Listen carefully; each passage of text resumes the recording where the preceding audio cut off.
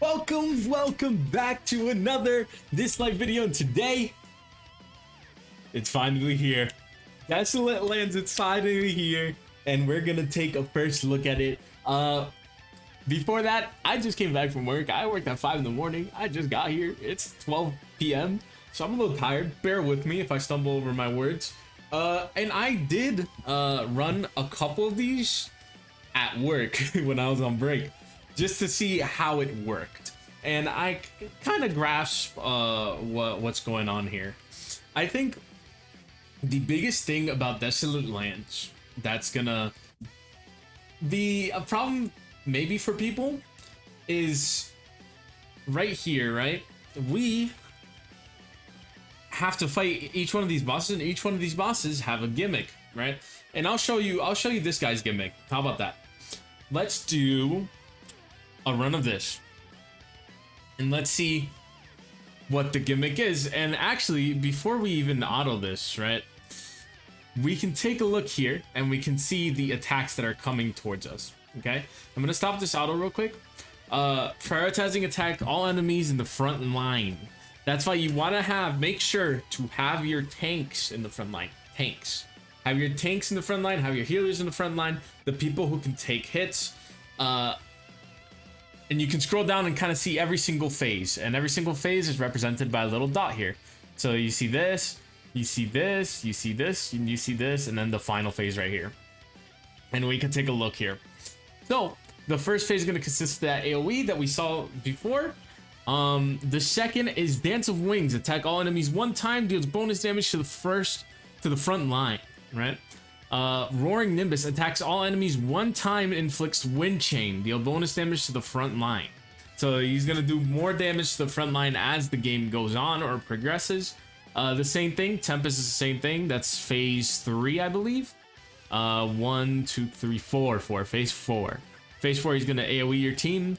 And then Rolling Dust Storm, attack all enemies one time, deal bonus damage to the front line, then its current wind chain stacks, increases the damage dealt based on the remaining wind chain stacks. After casting this ability, if the required number of wind chain stacks have been cleared, Shadow Gale will be stunned for a short time. And this right here is why you want a debuffer. You need a debuffer on your team. It's going to be very important to take away buffs from your own team, or debuffs from your own team. As you can see here, I have Jinyu Yao as my debuffer. She's going to take away a lot of buffs, and the boss is going to end up stunned, right? And we're going to see that in action here. And the more damage you do, the more score you get in the right corner, and that's going to correlate to your percentage rate of drops, right? I think at triple S you get a 10% rate. I think at double S it's 8 for legendaries. It's pretty easy to get A rank in this. The only problem I've been having is trying to pass A rank, because it goes B, A plus, S, double S, triple S. I think in order to do that, I'm going to need like a lot of debuffers. I need at least 2 debuffers on my team, and that's the most difficult part. Because right here, these flower petals that you see right here, the more stacks of special debuffs removed, the higher the score multiplier during the stun, right? So right now I'm getting a ×6 multiplier during the stun phase, and I'm going to do as much damage as I can. And actually, I'm going to do this. I'm going to stop autoing. I'm going to make sure that I do as much damage as I can, so I can get a bigger buff, right? And that's the problem. I think finding a balance for this is going to be pretty difficult, because you definitely need a speed lead for this, to take advantage of getting that damage off. Let's do this. And I'm gonna get a half the amount. Okay, ×6, 221,000 is not a joke. I think I'm gonna get a new record here. I might hit A plus after this multiplier ends. I might be wrong though. Let's see. So multipliers at 238. Yeah, A plus exactly. I think I'm gonna end this fight at S probably. We will see. But I think this is good. I think this is a fun way to kind of engage. This is a lot of content that you can do, build teams for each one of these bosses to get past those gimmicks, to learn those gimmicks, I think is going to be huge. I think it's going to be a lot of content to hold out for a while. And the rewards you get from this are good for you because you can enhance your relics, which is going to be very, very important. So I ended at A+ here. I thought I could end at single S, but I was wrong. So the score, new record, 1.8 million. Right? To get triple S, I think you need somewhere around 2.5 million, which is absolutely nuts. It's absolutely nuts. I think multi-hit characters are gonna be a big deal for this. Honestly, I kind of want to do this, right? I don't want to get another DPS character in here. Maybe Li-Ling? Li-Ling be good for this? He's hitting a lot. You know what? I'm gonna try Li-Ling. Let's do one round with Li-Ling. I'm running Shadow Gale. We're gonna go over all of the gimmicks after this run, just to give you a general idea of what you have to do versus the bosses. And I think there's gonna be a lot of creative teams. If you go on the Dislyte subreddit, I'm sure you're gonna see people being like, new record, new score, right? And once new characters come out, you're gonna see more and more of that. You're gonna be like, oh, this character got me to, 3 million. This character got me to 4 million, right? I think this is very long-lasting content. I think they did this very well. Keep in mind that it's not always gonna be 5 stamina like it is right now. Right now it's 5 stamina only because we have that half stamina event going on. But once that ends, it's gonna be 10 stamina per run, so it'll be quite expensive. So you have to make sure by that time that you have a pretty solid team for every boss to run them. Ooh, I'm gonna take a lot of damage here, aren't I? Oh, I only got a ×4 multiplier. Oh, that's so cringe. Yeah, you need a lot of debuffers for this. Yeah,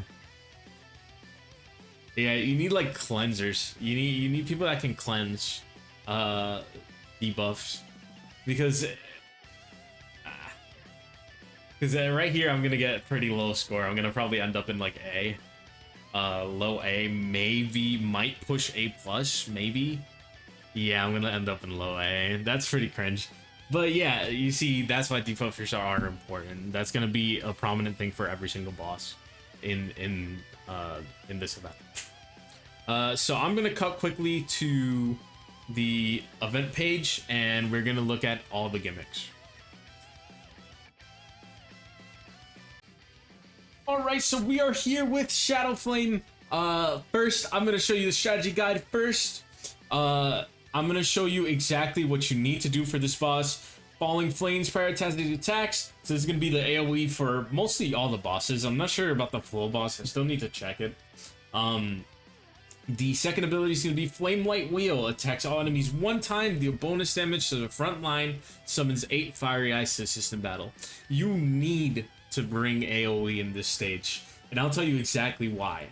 If you do not bring AoE to this stage, those Fiery Eyes are going to survive, and they're going to proc right here.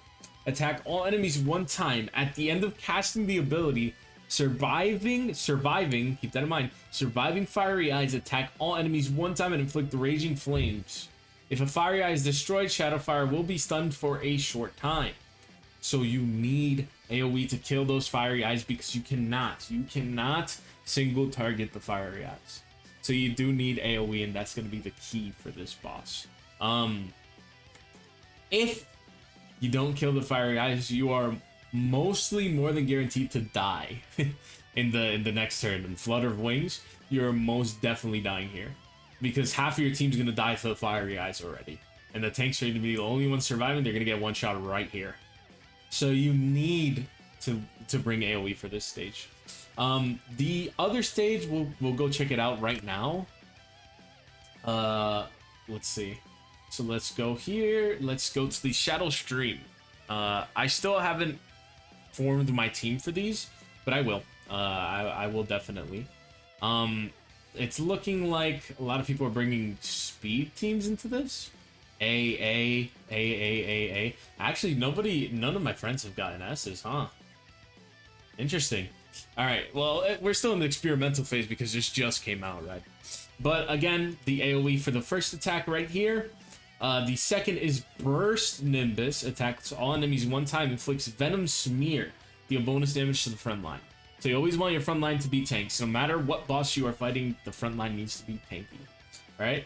Attacks all enemies one time, deal bonus damage. This is usually the big damage that you're going to take, right? Impact Storm attacks all enemies one time, deal bonus damage to the front line.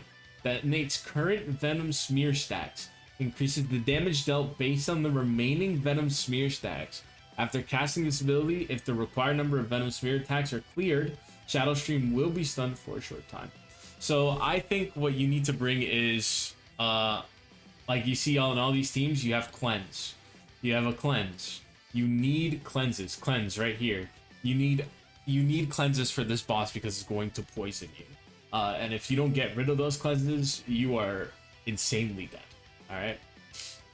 So basically, that is the structure of this event. You saw me fight the first boss. I'll leave it up to you guys. If you guys have any recommendations on teams that you can use for each boss, let me know in the comments below. And without further ado, I'm gonna end this video and I'm gonna go summon. See you guys later. Take care.